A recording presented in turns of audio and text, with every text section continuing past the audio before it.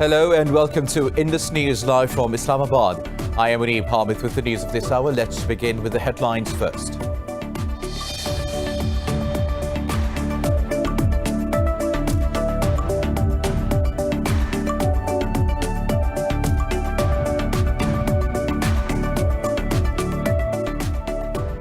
The Afghan government says the Taliban have killed 3 of its security personnel in an attack on a public protection force base in Paktika province.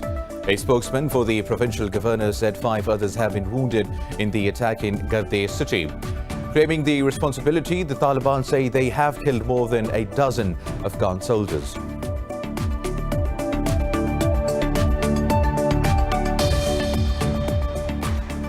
Syria says an Israeli missile attack has killed 2 soldiers and wounded 7 others, causing infrastructural damage near Damascus.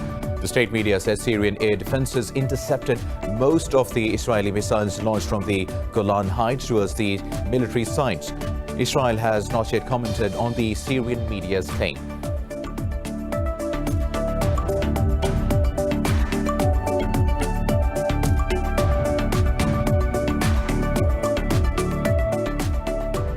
The Abu Dhabi Crown Prince says the UAE is committed to the establishment of a Palestinian state with East Jerusalem as its capital.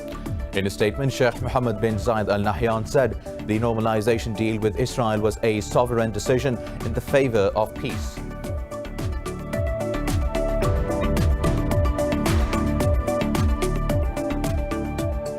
The COVID-19 infections in Brazil are nearing the 5 million mark, with more than 121,000 deaths across the country. India has recorded over 800 deaths and almost 70,000 cases overnight, taking the case load to nearly 3.7 million. Meanwhile, in Pakistan, 4 people have lost their lives to the virus overnight, taking the toll to 6,298, with over 296,000 cases. Globally, the virus has claimed over 850,000 lives, while infecting over 25.4 million.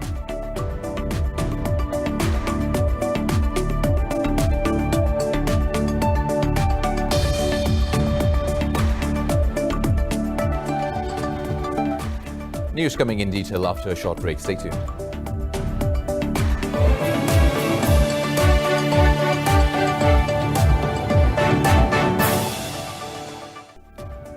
Welcome back. Now we'll have the news in detail. We'll start from Afghanistan, where the government says the Taliban have killed 3 of its security personnel in an attack on a public protection force based in Paktika province. Claiming responsibility, the Taliban say they have killed more than a dozen Afghan soldiers. A spokesman for the provincial governor said 5 others have been wounded in the attack in Garde city. He said the attack started with a car bomb and was followed by a brief gun battle. The spokesperson said the Afghan security forces killed the 2 attackers within 10 minutes. Now, Pakistan has once again warned against spoilers trying to undermine the peace process in Afghanistan. Last week, veteran Afghan politician Bulletin said India is trying to sabotage the peace process. Addressing a meeting of Afghanistan-Pakistan Action Plan for Peace and Solidarity in Kabul, Pakistan's Foreign Secretary Suhail Mahmood urged all sides to seize the historic opportunity for peace in Afghanistan. He said an inclusive and comprehensive political settlement in Afghanistan is the only way forward. Mahmood said Pakistan looked forward to the earliest commencement of the intra-Afghan negotiations, cautioning about the challenges of the coming phase. Secretary said perseverance remains crucial for a successful outcome. Meanwhile, Syria says an Israeli missile attack has killed 2 soldiers and wounded 7 others, causing infrastructural damage near Damascus. The state media says Syrian air defenses intercepted most of the Israeli missiles launched from the Golan Heights towards its military sites. Damascus said most of the missiles were shot down before they hit their targets. Israel has not yet commented on the Syrian media's claim. Hamas says it has reached a Qatari-mediated deal to end the latest escalation of violence with Israel on the Gaza Strip. Office of Hamas leader Yahya Sinwar in Gaza said the agreement has been reached after talks with Qatari envoy Mohammed al-Emadi. Earlier, al-Emadi also held talks with Israeli officials in Tel Aviv. Israel constantly bombed the Gaza Strip every day since August 6. Tel Aviv accused Hamas operatives of provoking the airstrikes by attacking Israel with incendiary balloons. Now, the Abu Dhabi Crown Prince says the UAE is committed to the establishment of a Palestinian state with East Jerusalem as its capital. This comes after Palestinian President Mahmoud Abbas called the UAE's deal with Israel a betrayal of Jerusalem and the Palestinian cause. In a statement, Sheikh Mohammed bin Zayed Al Nahyan said the normalization deal with Israel was a sovereign decision in the favor of peace. He said peace is a strategic choice, but not at the expense of the Palestinian cause. The deal is the first such agreement between an Arab country and Israel in more than 20 years. Moving on, NATO says a Russian military jet violated airspace earlier this week as it was attempting to intercept a U.S. Air Force B-52 bomber. The alliance said the fighter carrier was flying near the Danish island of Bornholm when the Russian aircraft breached the airspace, which is a violation of international law. The alliance said Danish quick reaction alert aircraft were launched to counter the unauthorized intrusion of sovereign airspace. NATO said this incursion is the first of this kind for several years and indicates a new level of Russian provocative behavior. But Russia has denied NATO's claims. Russia's defense ministry said its fighter jets did not violate Danish airspace but flee over Baltic Sea's neutral waters. Relations between the US and Russia have reached a new low as Washington accuses Moscow of unprofessional interception of its plane in the Black Sea. U.S. President Donald Trump has sided with the man who killed 2 people during protests in Kenosha, Wisconsin. At a White House news conference, Trump said the accused gunman would have been killed by demonstrators if he had not opened fire. President Trump also blamed the Democrat mayor of Portland, Ted Wheeler, for allowing the death and destruction of his city. Describing the city as a mess, the president repeated calls for law and order. Responding to which Biden said Trump may believe tweeting about law and order makes him strong, but he said the president's failure to call on his supporters to stop seeking conflict shows how weak he is. Mayor Wheeler also hit back at Trump's criticism, saying the U.S. president has created the hate and the division. Portland has become a flashpoint for demonstrations since the custodial killing of African-American George Floyd. Now, the Belarus opposition leaders have announced a new political party called Vmeste, which means together. In a video, leader Maria Koleniskova said together the opposition knows how to exit the country's socio-economic crisis. Koleniskova said the past 3 months the opposition has done much more than President Alexander Lukashenko has in 26 years. Another opposition figure, Viktor Babiriko, said the new party will unite the country to adopt constitutional reforms. I want to voice the main goals and objectives that we want this movement to solve. The first is to ensure the implementation of constitutional reform. As we have always said, the constitutional reform is the most important task today. Therefore, we are obliged to complete this process. Belarus has been marred by violent protests over allegations of widespread rigging in the presidential elections polls by Lukashenko. Now, moving on, the infections tally in Brazil is nearing the million mark with more than 121,000 deaths across the country. India has recorded over 800 fatalities and almost 70,000 cases overnight. Globally, the virus has claimed over 850,000 lives while infecting over 25.4 million. Details in this report. With the US now showing signs of decline in COVID-19 deaths and cases, the outbreak is only getting worse by the day in India, parts of Latin America, and Europe. India's death toll has exceeded 65,000, with the infections tally approaching 3.7 million. The European Commission said it would contribute $475 million to an initiative led by the World Health Organization to buy COVID-19 vaccines. Canada has made a deal with both Novavax and Johnson & Johnson to secure millions of doses of their experimental vaccines. While looming economic recessions are forcing countries to lift restrictions, the WHO has warned the hastiness can backfire. No country can just pretend the pandemic is over. The reality is that this coronavirus spreads easily. It can be fatal to people of all ages. and most people remain susceptible. If countries are serious about opening up, they must be serious about suppressing transmission and saving lives. In Asia, mainland China has reported 17 new imported cases and no domestic transmissions. South Korea has registered cases below 300 for the third straight day. The aggressive spread of the disease in Australia's state of Victoria finally seems to be slowing down. We're certainly on the right pathway here. Cases continue to be driven down because of everything that everyone is doing, because of the restrictions that are in place. I've said yesterday we have to hold the course. These are low numbers. It can cause complacency for people who think I don't need to test. There's not enough virus out there, but testing is the pathway for us to drive these numbers down. In Europe, France, Belgium and the UK are set to open schools this week amid mandatory mask use and physical distancing measures. Meanwhile, in Pakistan, the number of active COVID-19 cases has dropped below 9,000. The Health Ministry says the number of recoveries is nearly 95%. The ministry said nearly 281,000 patients out of 296,000 have recovered so far. It said the number of new infections continues to stand at three-digit as 300 tested positive for the virus overnight. The ministry said 4 people lost their lives in the last 24 hours, taking the death tally to 6,298. Earlier, Prime Minister Imran Khan said his government aims to reopen schools with special measures from the 15th of September.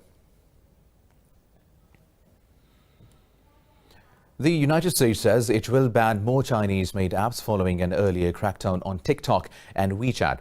In an interview, White House Trade Advisor Peter Navarro accused Beijing of using the data collected by the apps to surveil, monitor and track Americans. Navarro said China is going out around the world to acquire technology and influence. Meanwhile, U.S. Assistant Secretary of State for East Asian and Pacific Affairs David Stilwell has announced establishing a new bilateral economic dialogue with Taiwan. He said the U.S. is intensifying support to the island to mount pressure on China. Beijing has repeatedly warned Washington and its allies not to interfere in its internal affairs and abide by the agreed One China policy. The United States says it's looking to tighten oil sanctions on Venezuela in the near future. In an interview, U.S. Special Representative for Venezuela, Elliot Abrams, said curbs have been effective in reducing income to the regime. He said there are some expecting where we put in place last year which can be removed. Abrams rejecting the criticism over the potential humanitarian effect of a fuel cutoff. He said if there are shortages of diesel in Venezuela, how Caracas has been able to export crude oil to Cuba. More news coming up after a short break. Stay tuned.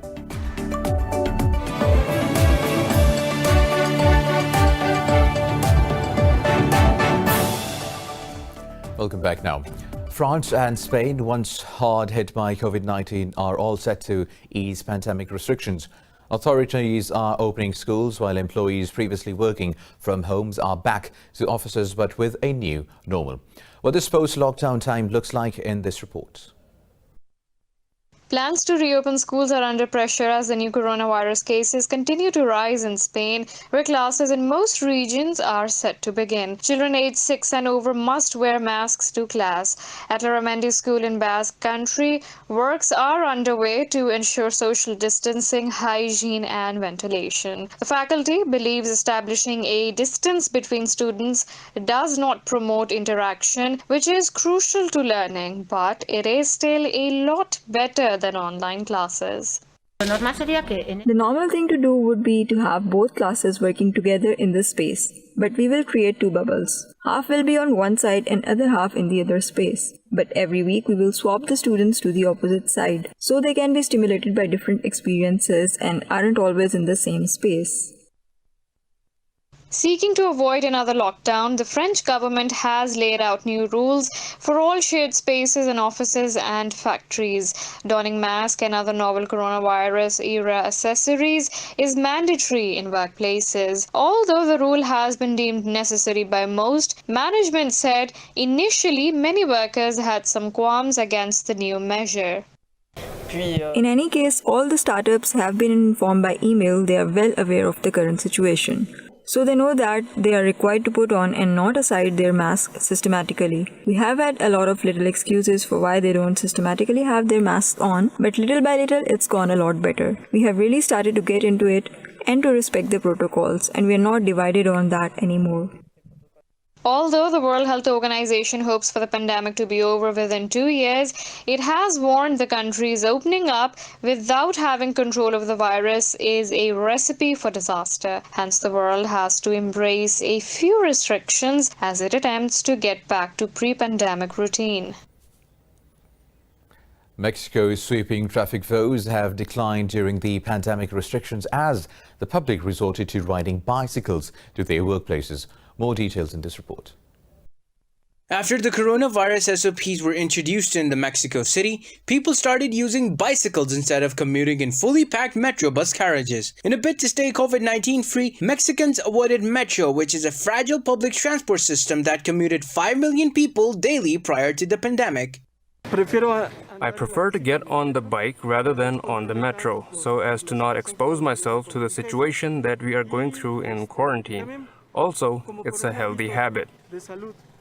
This trend is a good news for the city's bicycle shops as well as because their sales surged 3 times during the pandemic.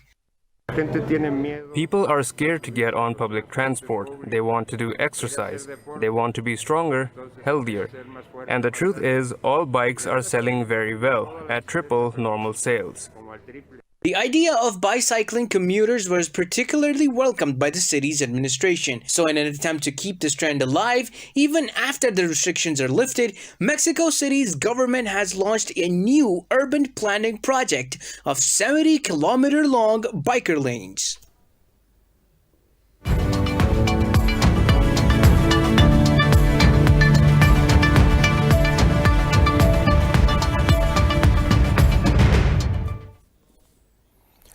Hit by the COVID-19 pandemic, India's gross domestic product has shrunk by 23.9% year-on-year from April to June. The contraction has put pressure on the government and the central bank for further stimulus and a rate cut. Consumer spending, private investments and exports all collapsed during the world's strictest lockdown imposed in late March. The worst hit sector was construction, which contracted by 50%. India's Ministry of Finance said the economy was set for a V-shaped recovery. It said the economy should perform better in the coming quarters as indicated by a pickup in freight power consumption and tax collections. In May, Prime Minister Modi's government announced a $266 billion stimulus package, but consumer demand and manufacturing have yet to recover. Stocks in Asia Pacific are trading mixed as investors tread carefully amid the rising COVID-19 cases and escalating tensions between the US and China. Mainland Chinese stocks recovered from an earlier slip to rise, with the Shanghai Composite and Hong Kong's Hang Seng Index gaining marginally. The Shenzhen component gained 0.25%. Japan's Nikkei 225 fell fractionally, while Topix Index shed 0.25%. South Korea's Kospi gained close to 1%. Australia's ASX 200 fell by more than 1%. Meanwhile, oil prices were higher, with international benchmark Brent crude futures up more than 1% to over $45 a barrel.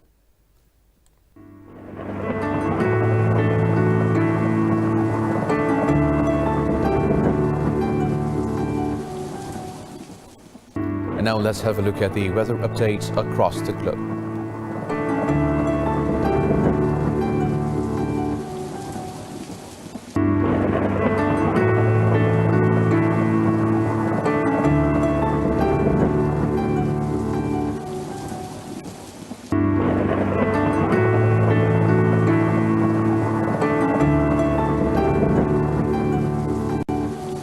Well, that's all for now. For the latest updates, you can follow us on social media at Indus.News. Take care.